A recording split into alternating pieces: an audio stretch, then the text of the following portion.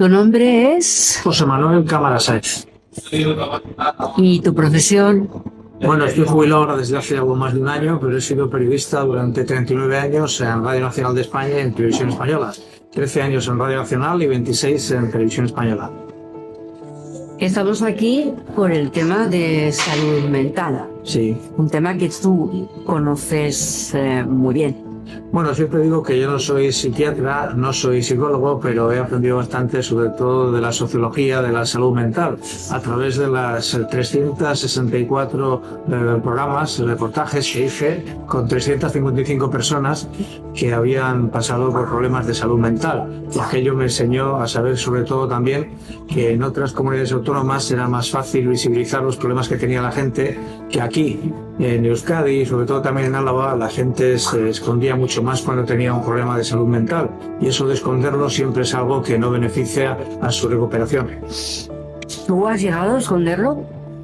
Pues no, precisamente yo el último programa que hice fue hablando del problemita que tengo, que es la ciclotimia, que es la segunda división del trastorno bipolar. Y yo siempre digo que hay que tener cuidado con la gente que dice que es normal, porque yo creo que no hay nadie normal, todo el mundo puede pasar por una situación de subidón, de bajón, de ansiedad y una pequeña depresión, y que algunos que dicen que son normales pueden ser psicópatas. ¿Cuál es te has encontrado con dificultades a lo largo de tu vida y has tenido que ocultar el trastorno porque podría no darte trabajo o no facilitarte alguna subida o escala dentro de tu profesión? Pues no he tenido que esconderlo nunca. También es cierto que no ha sido nada grave y no he tenido nunca ninguna baja psiquiátrica en mi trabajo por problema de salud mental. Es algo que no es muy grave. Pero ¿has tenido tú momentos de caída? Sí, algunas veces sí, pero no son depresiones. Siempre digo que lo que diferencia la ciclotimia del trastorno bipolar es que en vez de tener momentos de hipermanía, tiene situaciones de subidón y en vez de tener depresiones son lo que yo llamo bajonas. Y no son tan graves, obviamente, como el trastorno bipolar.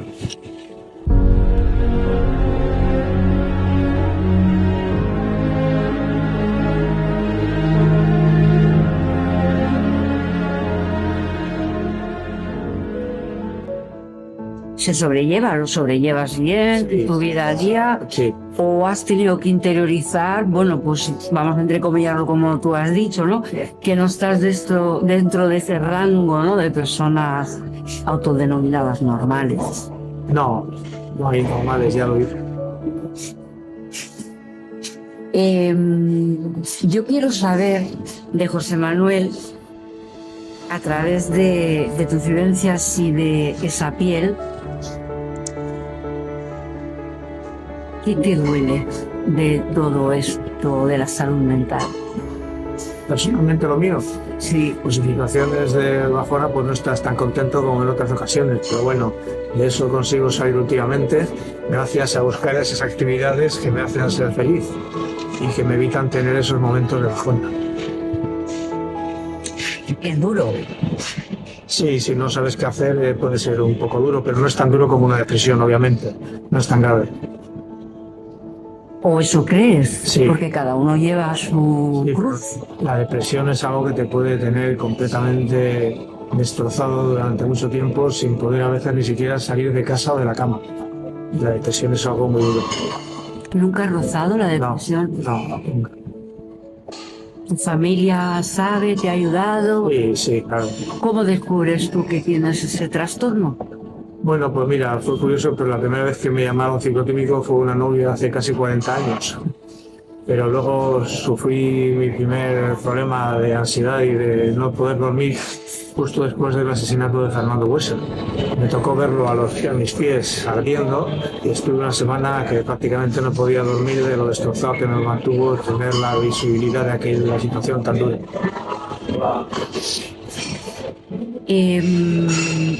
te has dedicado de lleno, incluso a través del programa que tienes de Mi Gramo de Locura, ¿no? A dar visibilidad a todas las causas de salud mental. Sí, lo más importante era eso, que la gente que invitaba eran capaces de contar las razones por las cuales cayeron en el dolor psíquico y qué situaciones y qué tipo de actividades habían conseguido que se recuperasen. Y lo más importante es que eran capaces de contar su historia vital, dando su nombre y su diagnóstico, aunque yo también les decía antes de la entrevista que no era necesario que diesen su nombre verdadero y que dijesen el diagnóstico si querían, pero que si no, no hacía falta, pero la mayor parte de ellos sí fueron capaces de dar su nombre y su diagnóstico. De algunas personas que has entrevistado, ¿alguna te ha dado esa especie de decir, esto es lo que a mí me pasa y acabo de descubrir a través de esta entrevista que quizás vaya yo también por ahí? Pues no, porque precisamente gente que me haya podido entrevistar que dijesen que su diagnóstico de la ciclotimia no he tenido ninguno, pero obviamente toda la gente que ha podido tener cualquier trastorno de salud mental te puede contar sus situaciones y que aquello te ayude también a recuperarte a ti mismo. ¿Hay alguna vivencia vital que a ti te ha tocado el alma, la fibra? Porque has tocado muchísimas personas, ¿no? Con diferentes trastornos, formas de sobrellevarlo. Pues mira, el comienzo de este programa tuvo que ver con una situación personal, ya que en 1997 mi hermano pequeño, del que ahora soy curador, antes era tutor, tuvo un diagnóstico de esquizofrenia. Y posteriormente a esto, a la familia nos costó ni más ni menos que 10 años conseguir recuperarle de la patología dual, que consiste en estar mezclando los psicofármacos, los medicamentos que tienes que tomar por tu problema de salud mental, con algún tipo de adicción. Mi hermano era adicto al alcohol y lo duro era que las 3 veces que lo ingresaron en un hospital por tener una intoxicación alcohólica dura, le mantenían solamente 15 días dentro del hospital, le soltaban y después volví a beber.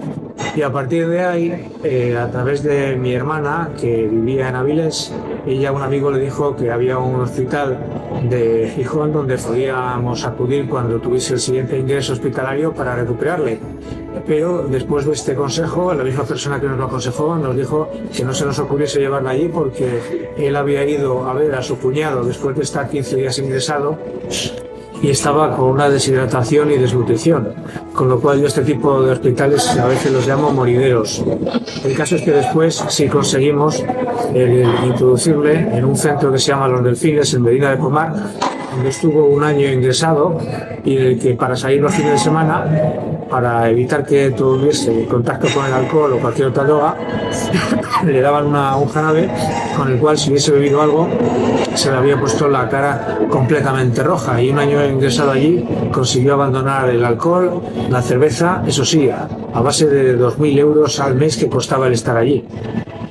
Y por culpa de aquello fue cuando dije yo, si esto está pasando en el ámbito de la sanidad pública con el tema de la salud mental, algo tendría que hacer para ayudar a que todo el mundo pudiese encontrar soluciones mejores. En un principio hice un proyecto en el que planeaba hacer la proyección de una película sobre personas afectadas a través de la televisión, de la 2 de Televisión Española, a través de aquello montar luego una tertulia con afectados, familiares, psiquiatras o psicólogos, y después también tener tertulias en Radio 1, y en Radio 5 pensaba que lo interesante es que en cada provincia se anunciase qué tipo de centros, entidades o asociaciones eran pues realmente válidas para conseguir recuperar esto, pero me costó 7 años que me aprobasen el proyecto, y fue entonces cuando me dieron la opción de hacer 5 minutos en Radio 5, a través de los cuales, después de entrevistar a veces durante mucho tiempo a las personas que estaban aceptando la entrevista, pues los conseguía convertir solamente en un reportajito de 5 minutos donde contasen lo más importante. Mi gramo de locura. Sí. Mi gramo de locura. Queda mucho trabajo, ¿verdad? Parece que la salud mental se le da visibilidad, pero no es así, ¿no? Queda muchísimo trabajo. Sí, pero yo también he notado que en las últimas 2 décadas aproximadamente la gente es mucho más capaz de contar lo que le pasa para mejorarlo. Cada vez hay más visibilidad sobre los problemas que tiene cualquier persona de salud mental y eso les provoca también hacer algo que es importantísimo y es encontrar la terapia de grupo, que es lo que te ayuda a estar con personas que tienen situaciones parecidas a las tuyas y con las que puedas compartir qué es lo que te hace estar mejor o qué es lo que te ha empeorado. José Manuel, ¿alguna vez te has sentido como un bloque, un muro en el que veías que las personas les costaba atravesar para llegar hasta ti? Sí, me había conocido en un bloque, en un muro, que vieras que había personas que intentaban llegar hacia ti o hasta ti y no lo lograban. Sí, no, que la mayor parte de la gente con la que estuve estaban dispuestos a pasar a ser entrevistadas y contaban todo lo que podían y querían contar. Aunque yo siempre hablo del mejor piropo que he obtenido nunca con el programa, me lo dijo una vez Carlos Mañas, y es que yo no hacía pornografía sentimental, no trataba de sacar esas situaciones personales que a la gente igual no les querían contar sobre su familia o situaciones de todo tipo que preferían no contar para que yo no hiciese un espectáculo de eso, de pornografía sentimental o emocional. ¿Hay algo que no quieres contar tú porque consideras respetable, muy personal, que te ha dolido, te sigue doliendo? No. Has conseguido que nadie pudiera afectarte todos tenemos, ¿no? A alguien que cuando ha salido en nuestra situación mental ha intentado, cuando se ha enfadado, hacernos daño, mella, ahí.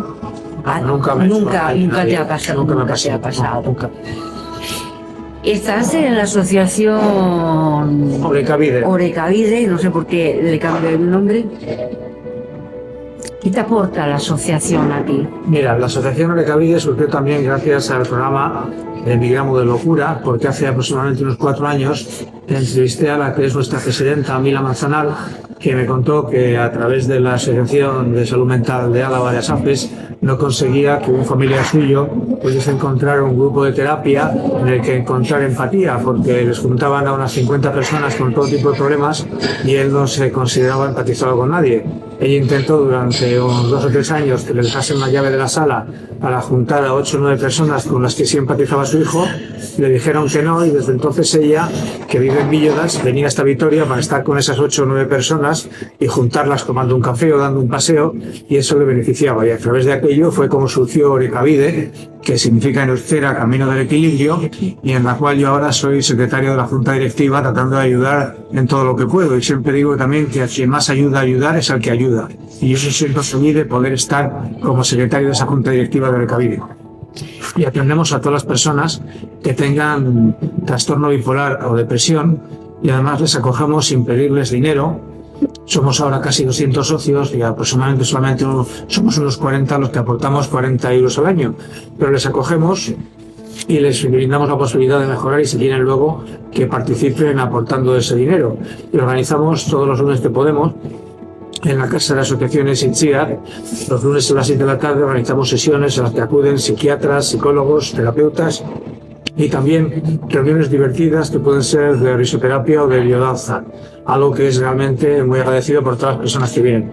Has dicho risoterapia. ¿Y qué es lo segundo que has dicho? Y biodanza. Biodanza. Biodanza. Actividades en las que riendo o bailando uno se siente mucho mejor y es estupendo para la gente que sufre. Fíjate, en la biodanza yo me sentiría identificado porque me encanta la música y el baile. En risoterapia es curiosísimo porque a mí, a través de Aspace, que hace muchos cursos, uno de ellos es ese. Y siendo una persona que me encanta reír, que creo que tengo un sentido del humor bastante majo, ¿no? Me da pudor hacer risoterapia. Creo que la risa es algo tan íntimo que no entiendo que alguien me la pueda sacar. En cambio, sí creo en la risa contagiosa. La risoterapia consiste en eso, que a través del sentido del humor de alguien que se convierte en el tertuliano principal de una de estas reuniones de los grupos de terapia, consigue hacer que la gente nos sonriamos, nos riemos y hagamos realmente ser felices también con ese sentido del humor. La risoterapia también cura, claro que sí. La felicidad, la alegría y el estar contento riendo es algo estupendo. ¿Has encontrado la felicidad? Sí, claro que sí. Sobre todo a través de esa ayuda que practico con esta asociación con Orekabide. Eso es realmente algo muy feliz. Y además has presentado o has terminado un libro. Sí, a través del libro Mi gramo de locura, lo que he hecho ha sido los resúmenes de esos 364 reportajes, contando las historias que me cuenta y que me contaban las personas a las que entrevistaba, y luego después de cada uno de estos resúmenes he incluido un código QR a través del cual el que esté interesado por esa historia puede escuchar el podcast. Y ese es el libro Mi gramo de locura. Y además estás tan involucrado en la asociación que el dinero recaudado va íntegramente. Sí, todos los beneficios de la recaudación del libro van a Orekabide. Y estoy encantado porque en la presentación que hicimos el 16 de enero en la Casa de Cultura Ignacio Aldecoa conseguimos vender casi 50 libros y todos los beneficios de esos libros van a Orekabide. Y para José Manuel, ¿qué sería lo ideal que la sociedad mostrase para la gente con algún tipo de enfermedad, lo que llamamos y entendemos por salud mental, ¿no? Que abarca absolutamente todo? Pues lo principal sería reducir el estigma y no convertir a los que padecen esos problemas de salud mental, sobre todo a los que tienen el diagnóstico de esquizofrenia, que es la enfermedad más estigmatizada. Y luego también sería muy importante que en la sanidad pública hubiese la posibilidad de ser más atendido y más pronto por psiquiatras y psicólogos, que hoy día a veces la única solución que puede tener la gente, sobre todo para la atención de psicólogos, es recurrir a psicólogos privados, que hoy día están aproximadamente a unos 70 euros cada hora. Y eso es algo que no todo el mundo puede recibir. Y cada vez menos gente tal y como está el nivel, ¿no? Porque Aquí no tenemos en este país la costumbre de mostrar sentimientos, ¿no? El hacer partícipe, como podrían tener en Estados Unidos con un psicoanalista, o que ven más. ¿Crees que el hecho de poder hablar abiertamente de los sentimientos y no tener ese caparazón porque me van a hacer daño ayudaría muchísimo en salud mental? A que quizás depresiones, porque las enfermedades al final están ahí, ¿no? Pero sí que las depresiones fueran o menores o más compartidas, porque cuando compartes tu depresión con alguien que te entiende, ¿no? Que sabe escuchar, parece que aligeras el viaje, ¿no? Aligeras el camino. Y quien tiene una esquizofrenia o es bipolar o un trastorno límite de la personalidad pueda sentirse más entendido. Pues sí, el control de las emociones siempre es imprescindible, porque eso te puede hacer entender por qué has llegado a una situación de dolor psíquico.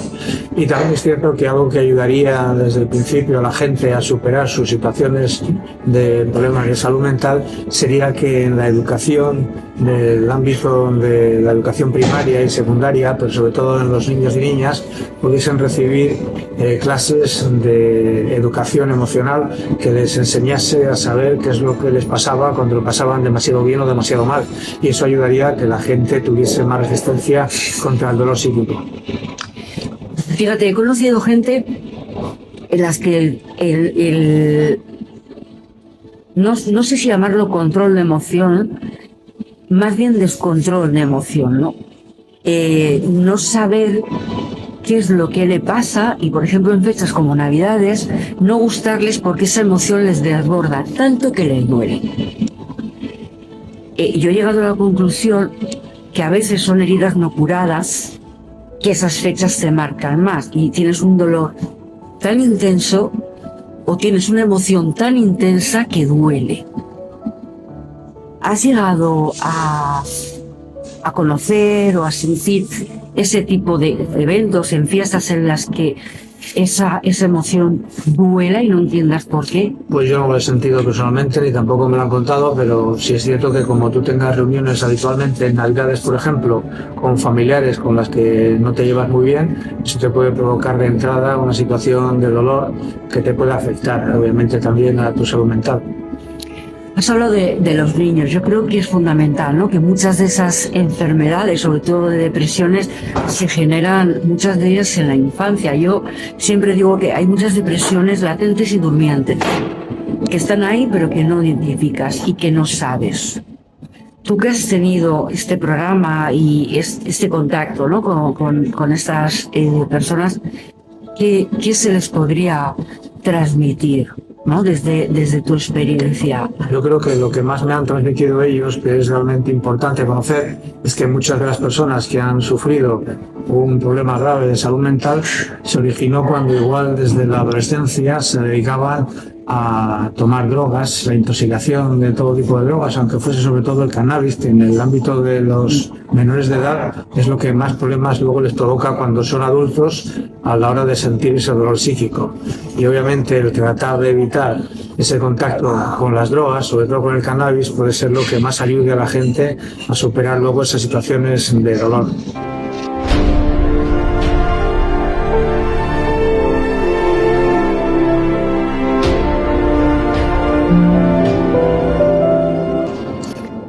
¿Sigues haciendo el programa o ya te has jubilado del todo? No, ya está jubilado. El último que hice fue en octubre del año pasado.